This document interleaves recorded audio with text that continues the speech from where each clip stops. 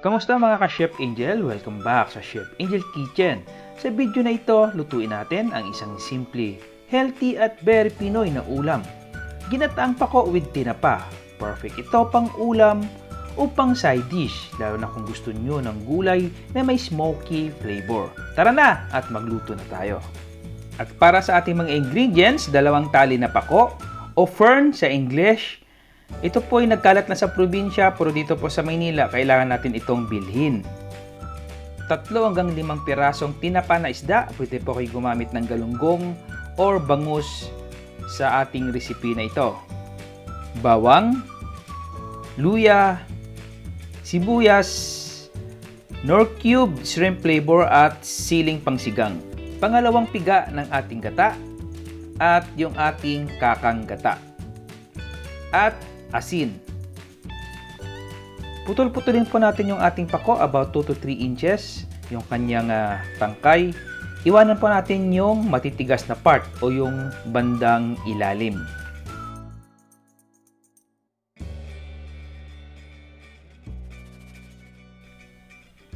Tanggalin natin yung tinik ng ating tinapang galunggong at ito po'y ating hihimayin. Pagkatapos nating hugasan at putol-putulin yung ating pako, ito po ay ating i-drain at itabi. Ito na po yung ating tinapa, pagkatapos po natin itong himayin. Maginit lang po tayo ng kunting mantika sa ating kawali.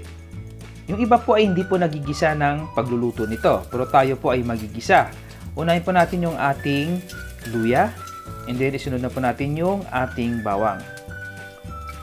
Hintayin po natin na mag-golden brown po yung ating bawang para po lumabas yung amoy at isunod na po natin yung ating sibuyas.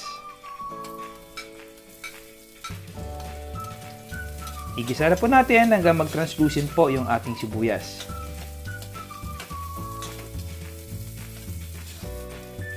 And then isama po natin sa gisa yung ating hinimay na tinapa na galunggong. So, haluin na po natin ito ng dahan-dahan para hindi po siya madurog.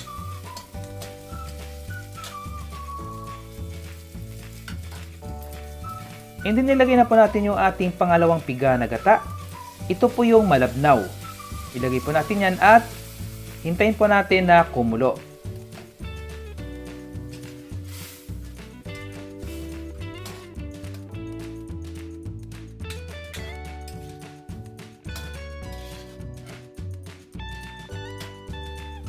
And then, ilagay na po natin yung ating bouillon cube. Ito po'y shrimp flavor.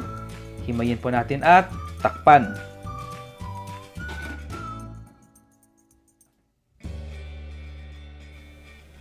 So, kumulo na po yung ating pangalawang piga na gata. So, haluin po natin hanggang matunaw po yung bouillon cube na namumuo pa. Yan. Hintayin po natin na mag-reduce ng konti yung sabaw. And then, ilagay na po natin yung ating siling haba o yung siling pangsigang para medyo may kagat po siya ng konti. So, pwede din po kayo maglagay ng siling labuyo o yung maanghang na sili kung gusto nyo. Ngayon, ilagay na natin yung ating pako. Huwag masyadong lutuin para manatiling green at crunchy. Mas maganda po dito ay half cook lang para hindi po siya malamsa.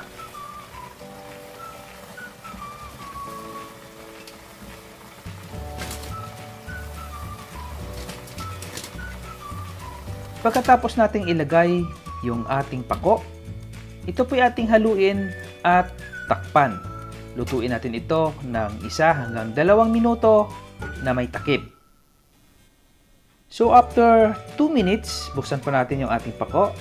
Medyo kumukulo na po yung ating sabaw. At medyo half cook na rin siya. Haluin po natin ng konti bago po natin ilagay yung ating kakang gata.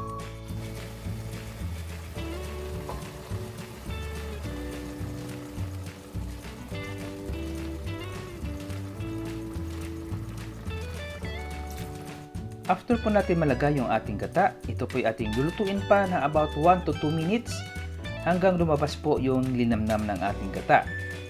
And then wag po natin itong kalimutang tikman para makapag-adjust po tayo ng ating seasoning. So medyo matamang pa siya sa aking panlasa kaya magdagdag po tayo ng konting asin. So pwede pa po kayo dito magdagdag ng patis kung gusto nyo po for additional flavor. So mga katropa, ayan na. Luto na po yung ating ginataang pako.